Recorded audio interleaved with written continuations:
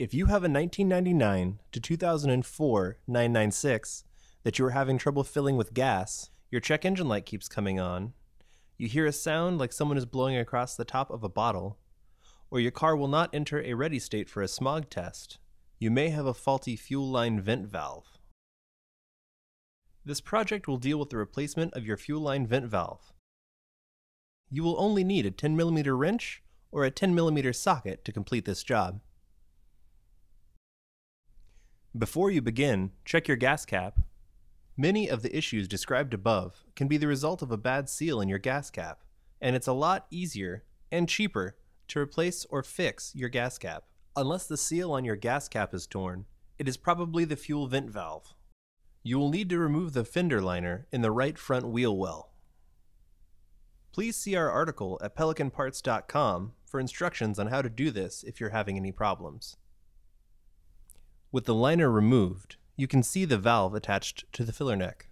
The valve opens when you put the filler hose in from the pump and allows you to fill the car with gas. If the vent valve does not open, you will have a very difficult time filling the car, and if the valve does not close, the car will think there is a vacuum leak in the system and cause all kinds of problems, starting with your check engine light staring you in the face. With the liner removed, you can see the fuel valve vent line attached to the filler neck. There are two lines attached to the valve. One line goes to the gas tank, and the other to the charcoal canister.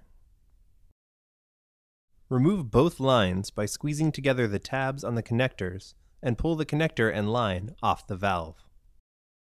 There is a metal bracket that holds the vent valve to the filler neck. There are two 10mm bolts, one you can see and one hidden behind the filler neck. Remove the bolt that you can easily see. This bolt also connects a ground wire to the filler neck and will come off with the bolt. Move up to the gas cap and remove the 10mm bolt beside the filler neck. This bolt holds the support bracket to the chassis underneath the fender. Move back under the fender area and gently squeeze in the plastic clips that hold the overflow flap in place. Use care as these clips are fragile. Now slide the overflow flap upwards. This will allow you enough room to slide the vent valve around to give you access to remove the hidden 10mm retaining bolt and slide the bracket off.